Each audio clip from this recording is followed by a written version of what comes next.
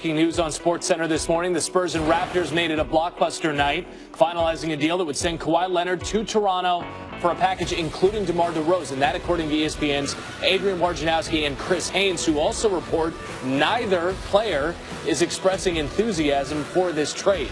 Both teams excited about what each player could bring to their franchise. It was a lost season for Leonard due to health issues, but over the last 3 seasons, Leonard ranks 15th in offensive efficiency among players with at least 100 starts. He's even better on the defensive end. He's 4th in defensive efficiency. And while DeRozan has been a good offensive player for the Raptors, he's barely inside the top 100 in defensive efficiency in that span.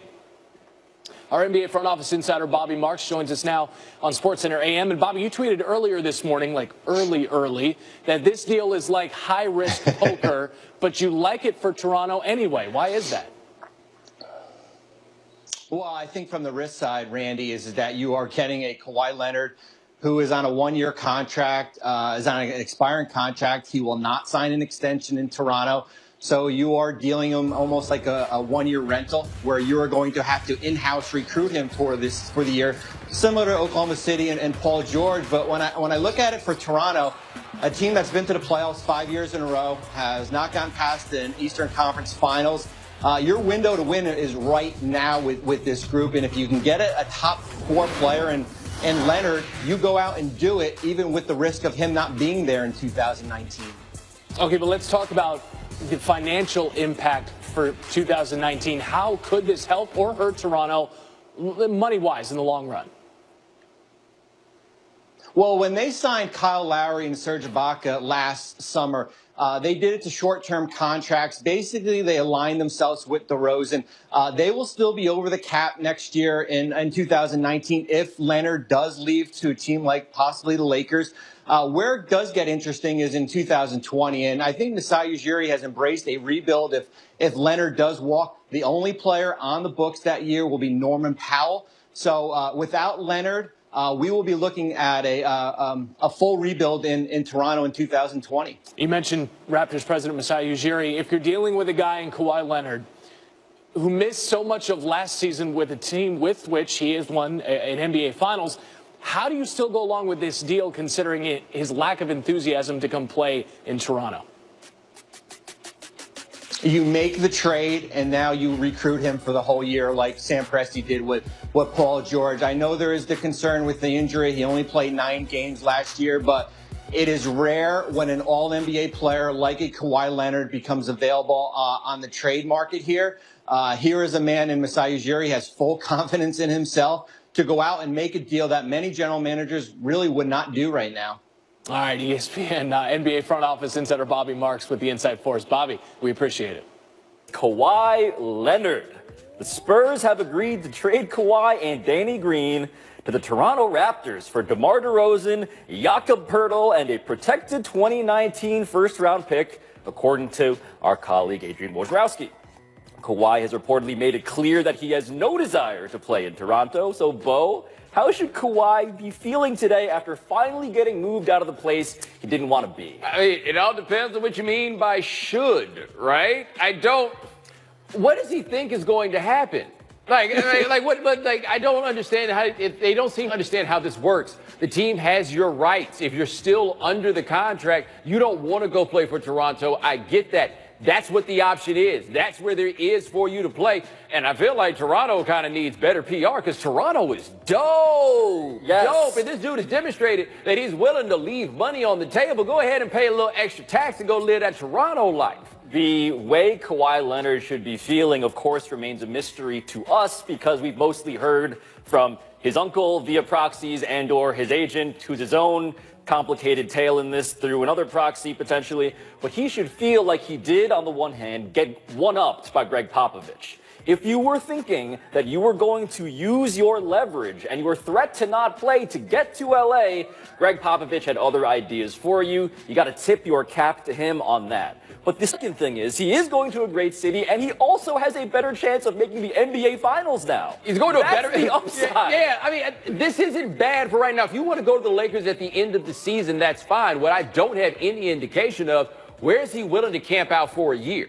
Like, if this isn't the place that he's willing to go for a year, where is it that he's willing to go for a year? This is a contender with great fans who line up in the cold outside of the arena. Well, it's also fair to ask the question, is he surrounded by amateurs? Right? The people that are handling this for him, the people that are doing his business. He's got an agent that isn't really a basketball agent. I think Rick Bucher wrote about this for Bleacher Report, how people in the league don't really know him. I was reading a story about how the dude's dad put an infusion into this company, and then now the agent's dad. Yeah, the agent's dad. And now this guy's the one that's handling things for Kawhi Leonard. So it's him and your man, Uncle Dennis. Uncle Dennis, and who the Spurs greatly dislike. all we know about him is that they don't like him and that he's his uncle. Who's in charge here? Who's running this? What is your play? Because we don't want to go to Toronto. What's your plan for getting out of it? If you are sitting in that situation room for Kawhi Leonard and you are going to make the argument that it is wise for him to sit out games, you will find a lot of people who are otherwise pro-player in many respects horrified. No. The game got to have rules. Yes. Like, if you don't want to play for them and you want to retire, all right, knock yourself out. That's what it is. But this isn't going to go the way that you want it to. No, you're not going to get those allies. No, you're going to have to play somewhere. You said you didn't want to be in San Antonio anymore. You're not in San Antonio anymore. It could have been a lot worse. Yes. It could have. And actually, the best part about this, I've got some sound here of Kawhi Leonard and what he thinks about all of this. Oh, really? That was startling multimedia. Next card is DeMar DeRozan. Yes. You may have heard he was involved in this same trade. Chris Haynes reported that DeRozan met with Toronto Brass in Las Vegas during Summer League and was told he would not be traded. But after being traded for Kawhi Leonard, DeRozan is not backing off his claim and is, quote, extremely upset, according to David Aldridge in DeMar's Instagram story. Pablo, does DeRozan have a legitimate reason to be angry? As a human being who thought he had formed relationships that superseded business, sure. But if you are that person who thought relationships in basketball superseded business, you were also quite naive. I understand that DeMar DeRozan loved Toronto. I understand that he had a legitimate best friend in Kyle Lowry. I remember doing Dan's radio show, Levitard's radio show, and they talked about themselves as Pinky and the Brain, this duo that genuinely got along, and they both wanted to see this through to the end. But nah, man, this is not how it goes. Kawhi Leonard, can you blame your GM if you are not DeMar DeRozan for making this deal? I think Masai Ujiri came out great in this. No, you don't blame your GM for making the deal if you're DeRozan. You blame him if he lied to you. And I do think you have a reasonable expectation that if you ask the man, are you guys looking to trade me? And their response there is, no, we would never trade you. And then they trade him for basically what amounts to a rental, right? So the lie is one reason to be upset if you're DeRozan. The other part, what they basically just said was, we can't do this if you're our best player. Correct. That's why this was a great trade for Toronto, no matter what anybody thinks. They kickstarted a rebuild, except before the rebuild actually starts, you get a year of Kawhi Leonard, where Kawhi Leonard is the best player in the conference. Like, that's how they managed to pull this. It was brilliant in that respect. But no, you get to be mad when people lie to you, but you're going to have to move on. And that is fair if it did go down like that. And yeah, this was part salary dump, because I think Ujiri and the Raptors front office came to a realization over the last year, one that many people outside of the organization had already arrived at, which is that DeMar DeRozan cannot be the best player on a championship team. That said, if you are DeMar DeRozan, it's okay to be this sad. I am sympathetic when your IG story looks a little like this. Yeah, man, he's down. He was down. Ooh, you told one thing and the outcome another. Can't trust them. Ain't no loyalty in this game. Sell you out quick for a little bit of nothing. And the nothing is where I would quibble. Yeah. I mean, it's 1 year. It's 1 year. He says, soon you'll understand. And then it goes a little bit farther. And, I mean, look, DeMar, people have made jokes. Right. DeMar escaped LeBron, and now he's in the same conference as LeBron. But imagine when Kawhi Leonard, should he stay true to his word, actually goes to the Lakers. And in 2019, DeMar DeRozan is staring down the barrel of LeBron James and the dude he was traded for. Now what I want you to do, imagine that bittersweet moment where DeMar DeRozan is at his crib and he's in his feelings about being traded, and he wants to turn on some Drake. Ooh, because that the Marvin's room. Because you're right, he needs to relate to something. He needs something to soothe him. Except that's got to be a little typical of a situation right now. Like, Drake ain't really your people like that anymore. He plays for the other team now, you know? And Masai just hit him with, I'm just saying, now we can do better. Yes, Drake must leave the playlist entirely. But the good news and the silver lining is that Greg Popovich very clearly isn't trying to rebuild. Greg Popovich is old enough and Greg Popovich-y enough where we know that he just wanted to keep contending, and he will get the opportunity to do that. Well, no, they're not contending. They're not contending with him. Well, they're going to try. They weren't going to contend with Kawhi Leonard, but they will be good, and that's enough, I think, for where he is in things. I'd be damned if I was his age rebuilding.